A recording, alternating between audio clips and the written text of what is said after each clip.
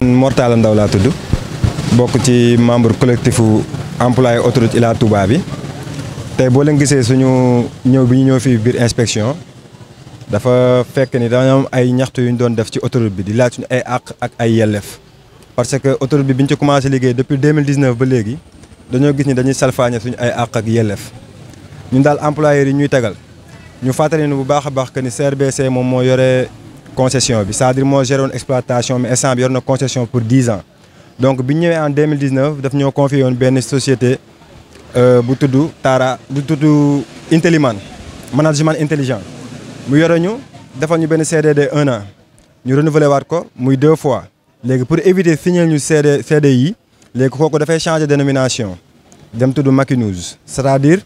yow sax sàmm nga tuddoon démb tey bàcc nga tudd ki moom entreprise Intelliman bi géré 2 ans yi moo moomaat Makinews juste ñu ngi ñuy jéem a lëre foofu noonu pour bañu signer CDI peut-être espérant que ñun ay illettrés leen jànguñu wala xamuñu la xew ci réew mi ci loolu tamit 3 ans yooyu muy 3 ans de contrat ñu ngi doon dund ya nga xamante ni tey ñun dañoo liggéey ba 3 ans yi jeex liñ ci gis mooy ñun suñu ay versement IPRES ndax gars yi versé wuñ ko suñu suñu ay prime de transport duñ ko joxe et que chaque mois dañuy def 32 heures de supplémentaires c'est-à-dire 48 heures la semaine au lieu de 40 heures yooyu yëpp nag bi ñu demee ba constaté ko xam ni ñii kat fi ñu jëm ak ñun ndox amu fa parce que ñi ngi piétiner suñu ay droits plus ay menaces ay intimidation ay licenciements abusifs ñu ne xaar leen nag ñu ñëw commencé wax mais avant moom muy dem ñu daal ñu indi beneen société boo xamante ni Tara intérim la wuyoo mais Tara li ci gën a garaaw mooy moom avant muy ñëw dafa def li ñu tuddee ay licenciements dafa dàq 103 personnes jëlagul service mais annoncé na carrément ne day wàññi 103 personnes def ay rétrogradation wàññi salaire yi yooyu yëpp ba pare dindi contrat bi nga xamante ni ñu ngi ko doon xaar ci embauche peut-être ñu indil ñu ko ne contrat à l'essai d'engagement de 3 mois changer suñu convention bi nga xamante ni ci convention commerciale lañ nekkoon yóbbu ñu ci BTP ci loolu nag mooy li nga xamante ni tey mooy juddaloo collectif bii ñi taxaw di wax ak yéen tey bi ñuy defee loolu dañoo jug daal di dem gis DRH bi nga xamante ni moo fi toogal la CRBC mooy société mère bi bi ñu demee exposer ko problème bi dans un premier temps daf ñu forcer pour ñu signer contrat bi nga xamante ne leer na ko ni contrat bi c'est un contrat caduc ñu expliquer waxtaan mu ne dem leen dinaa leen revenir bi ñu demee taxul mu bàyyi mi ngi ànd ak waa Tara di wër gaari par guddi di forcer nit yi pour ñu signer contrat boobu leer na ko ni moom en âme et conscience que contrat bi du contrat boo xamante ni bu ñu war a signer la ci loolu am na ñu jotoon signer ñu juum ay ñetti nit yooyu léegi nag ci lañ daal di génn daal di dem gis porte-parole xalif général des Mourides sëñ Bass Abdou Khader daal di dem Thiénaba gis la xalif général daal di def tuuru kër kilifa diina yëpp daal di dem tamit gis ONG Jamra par le biais de Mame Matar Gueye daal di saisir tamit le médiateur de la République bi ñu defee yooyu yëpp tamit presse bi commencé di ci intéressé wu di wax ñu woo ñu ay waxtaan biir Ageroute bi ñu ñëwee waa Ageroute nañu ñun kat du ñu seetaan ñuy wàññi personnel bi fii wala ñuy dàq kii wala quoi que ce soit de ce fait léegi dina leen wax ak Tara ñu signé 1 an ñun leen non ñun ay 1 an tax ñu jug ñun fi ñu toll nii on est CDIsé te dañoo gëm ni on est CDIsé léegi bi ñu waxtaanee ñu ne non comme Tara jël na kii ba pare jël na ko kii bi ba pare marché bi ba pare dañ leen di ñaan rek ngeen def 1 an ñun dinañ ko wax te bii mooy nekk dernière société intérimaire bu ñu leen di versé at ngeen di def dañu créé benn société boo xamante ne ADS la tudd les autoroutes du Sénégal ci waxtaan yooyu yëpp ñun ñu jàpp ni tey ñun jàkkaarloo fii ñii peut-être c'est des gens responsables ñu ñoo leen d'accord nañ mais lépp lu ñu waxtaanee fii dañ ko tënk ko fii ça sera signé noir sur blanc ñu jox ñu benn PV boobu ñoom dañoo signé Tara dafa waroon signé CRBC signé mais depuis boobu ba léegi kenn ci parti yooyu nanguwul signé n'empêche ñu ngi continuer di liggéey ba yàgg ñu takk ay brassard rouge di defaat ay manifestation parce que li ñu waxtaanee woon yooyu yëpp nanguwuñ ci def dara mooy nanguwuñ fay heures supplémentaires yi li ma la jotoon limal fii yëpp nii nanguwuñ ci fay dara léegi ñun ñu ne xaar la ñu takk ay brassard rouge ba nga xamante ni tey président dafa war a dem inaugurer pont Foundiougne bi ñu woowaat ñu réunion parce que bëgguñu peut-être président Dial gis que ni am na mouvement d'humeur ci péage bi ñu bluffé waat ñu dem déglu leen ñu ñaan ñu nañ tekk brassard yi ñu demaat cadre de concertation loolu yëpp ñu nangul leen ko daal di demaat toog continuer liggéey te boobu ba léegi defuñu benn abandon de poste defuñu dara ñu d'accord ci loolu nag bi ñu demee ba ci biir inspecteur ci la yëg problème bi daal di ñuy convoqué parti yëpp bi ñu ñëwee ñun en tant que représentant wu travailleurs yi ñu exposé ko ñun suñu ay points revendicatifs employeurs yaa ngi toog ñoom ñëpp muy Tara muy Essentiel muy la CRBC Ageroute ñoom ñëpp ñu ngi toog léegi ñoom ñëpp nangu nañ ñu tënk benn protocole ñu tënk benn protocole d'accord mu des la nga xamante ni signé boobu ñu ngi ko defoon le 24 mai ba tey ñuy wax ak yow nii ñoom nanguñ ko signé léegi bi ñu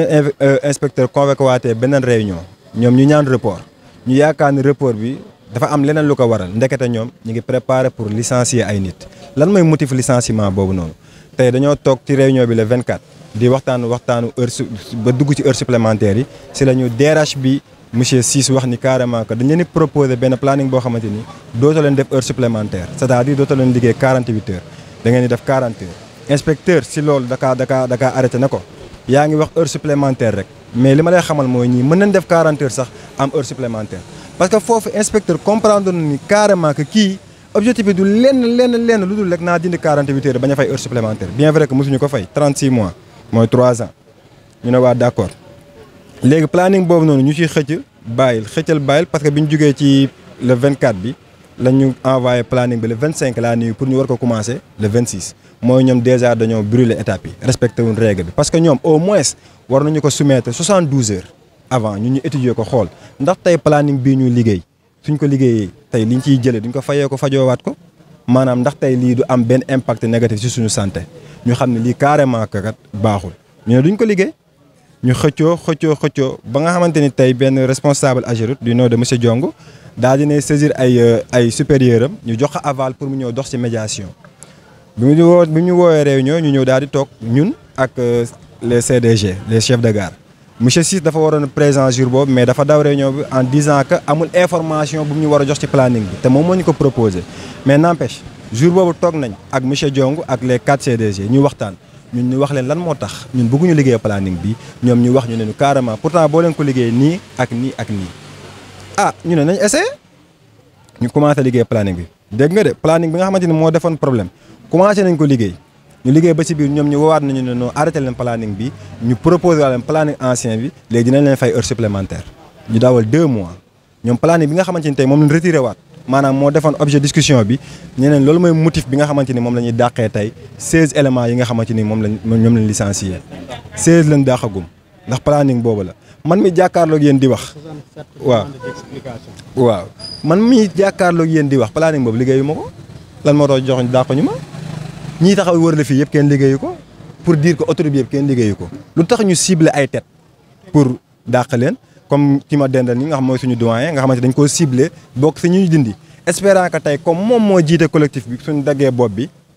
collectif bi day paralysé te laa leen xamal ne leen carrément que yéen collectif bii nii bu leen jàpp ni bopp ngeen dagg de karaw ngeen wat day saxaat tey boo dindee doyen keneen day génnaat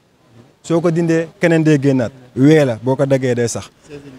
saisi nañ inspection tànk fi lañ génnee ci liñ tegaat lépp inspection amul fenn fa nga xamante ni jox nañu fa tort fépp la ñu jox raison parce que ñun tamit on a été très intelligent parce que réagir ñu rek à l'aveuglette dañoo jël avocat jël conseil juridique xam bu baax a baax fan la ñuy teg ak fan la ñuy teggi mu jox ñu raison si lépp wax leen carrément que employeurs yi yéen ni yéen a am tort donc comme yéen a brûlé état bi c'est-à-dire yéen a rompre pacte bi nga xamante ne mooy protocole d'accord bi parce que waru leen woon licencier kenn parce que yéen tamit fi ngeen jaar baaxul léegi ñoom nanguwuñ reconnaître seen faute léegi ñun léegi li ñu signé ci biir léegi mooy un procès de non conciliation c'est-à-dire ñoom d'accord nañu wax ñun d'accord jubóowuñu ci kàddu ñun nag am na li nga xamante ni yoon may nañu ko mooy dañuy déposer préavis de grève léegi nii dañ ko déposer xam nañ date bi nga xamante ni tey mooy date limite bi foofu la yem. ñii ñu kii nga ko. waaw man maa ngi tudd Alpha Diaw maay personne morale collectif de travail. li ma ci wax rek je ne veux pas revenir là-dessus ci beaucoup de choses mais c'est que plutôt aujourd'hui li nga xam ne maanaam am na moom mooy c'est des Sénégalais puritains maanaam ñoo jël di favoriser comment dire non Sénégalais pour écraser les Sénégalais ñi nga xam ne maanaam ñu ngi fii et mieux ni mu ko waxee la loi elle est claire nit ki bu defee ñaari CDD tu as droit directement commencer à un CDI loolu yëpp l'un dans l'autre c'est bafouer les règlements ak lii nga xam ne li dafa nekk yëpp te dara taxu ko am lu dul y a des gens tapis derrière société yi ngay dégg fii maanaam ñu ngi si biir yëpp ñoom ci seen wàllu bopp maanaam ñoom ñooy créer seen société écran ñetti at xam nga lu ñu naan IPRES mooy boo demee ba war a dem retraite dañ lay dajaleel xaalis weer bu jot bu ñu lay fay dafa am lu ñu lay jëlal di jël ci sa xaalis maanaam di dajale li nga xam ne les travailleurs d'aujourd'hui ñoom ñooy cotiser pour les retraités d'aujourd'hui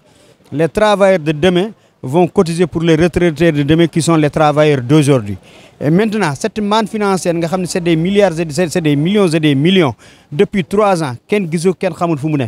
Neena mes leneen li ci des nga xam ne loolu nit waru ko sax xalaat. Dafa am lu ñu naan prestation familiale.